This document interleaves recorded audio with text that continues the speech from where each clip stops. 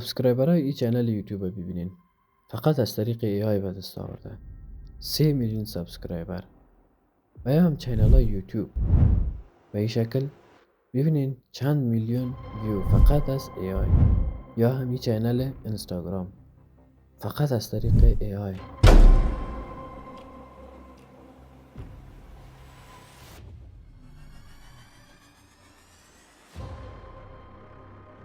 صداهای پشت پرده ای آی و استفاده و توسط کریئترها و فوتیج ها و کلیپ های سینماتیک توسط این کریئترها دلیل فالوورهای میلیونی ای مردم هستند و شما هم میتونین از طریق این کارا و میلیون ها فالوور و سابسکرایبر برسین، هم در اینستاگرام، هم در یوتیوب و هم در تیک تاک.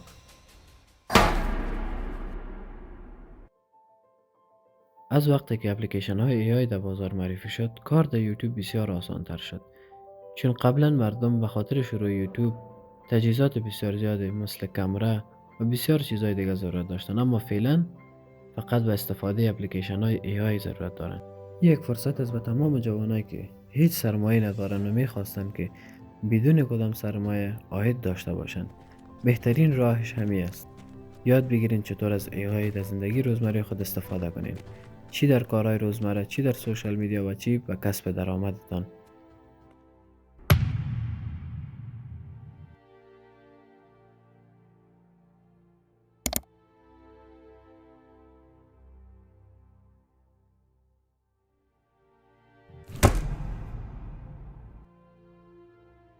با استفاده از اپلیکیشن های ای آی بسیار مردم در یوتیوب دانستند که از 10 الی 30 هزار دلار ماهانه عاید به دست بیارن. اما فعلا هم ناوقت نیست. فعلا هم شما میتونین یک کسب درآمد از یوتیوب داشته باشین. ضرور نیست در ماههای اول شما 10 الی 30 هزار دلار عاید داشته باشین. میتونین از کم شروع کنین. اما مهم خلاقیت شماست. اگر تانستین بهتر از مردم دیگه خلاقیت داشته باشین، بفهمین که بهتر از مردم عاید خواهد داشتین. این یک فرصت است و تمام مردمی که میخواستن که کار کنن.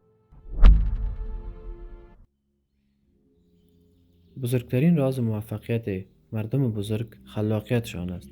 خلاقیت در کارتان میتونه شما را از مردم دیگه متفاوتتر بسازه و بهتر بسازه. و می شکل در یوتیوب هم شما همیشه باید کوشش کنین خلاق باشین، نه ای که کاری که مردم میکنن تقلید کنین. چون تقلید در یوتیوب شما را به مدت کم موفق میسازه، اما خلاقیت شما را به دائم کامیاب میسازه. کار در بازارهای آنلاین میتونه سخت باشه، اما کسانی کامیاب هستند که شروع کردن. شکست خوردن بخش از زندگی و تجارت است، اما ما هستیم که تصمیم میگیریم که بعد از شکست پیش میریم و یا تسلیم میشیم. این همون فرصت است که تمام جوانان آرزویش داشتن و منتظرش بودن. حال تصمیم امرای شماست. میخواین شروع کنین و یا هم این فرصت هم از دست بدین.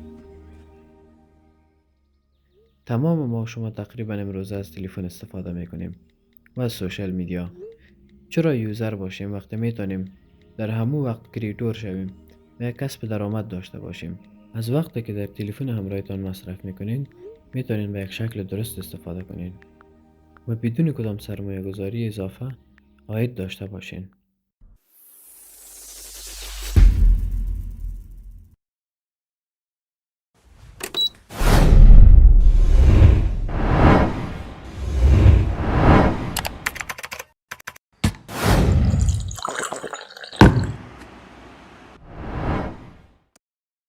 یک مهارتی که به خاطر کامیابی در کانتنت کریشن ما لازم داریم ادیتینگ است.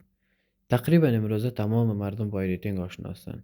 یا عکسای خود یا عکسای دوستای خود و یا هم ویدیوهای مردم ادیت کردین حتما و تقریبا همتان هم را ادیتینگ آشنا هستین.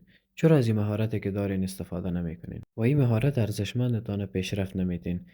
حتی فقط همین مهارت ادیتینگ شما میتونه به شما درآمد بده. میتونین پیشرفت کنین هم در ادیتینگ و هم در کانتنت کریشن. ضرور نیست تا پروفشنال باشین. حتی ادیتینگ بسیار کم هم میتونه به شما بسیار زیاد کمک کنه. در اول همگی از کم شروع کردن.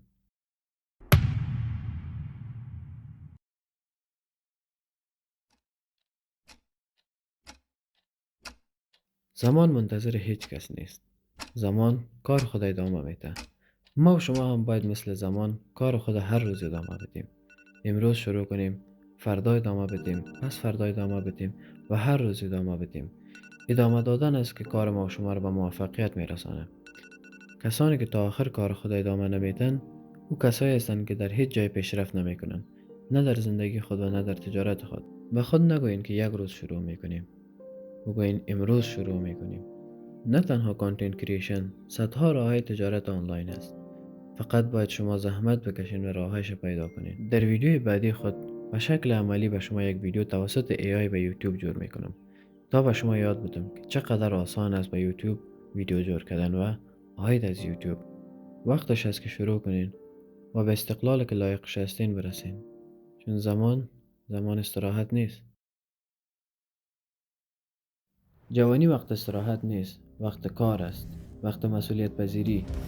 وقتی است که به خاطر آرزوهای خود باید بجنگین، به خاطر استقلال مالی خود بجنگین. وقتش است که شما باید تصمیم بگیرین که در زندگی خود چی میخواین کنین. میتونین تمام عمر به مردم کار کنین یا هم آزادی خود را به دست بیارین. تصمیم امرای شما است.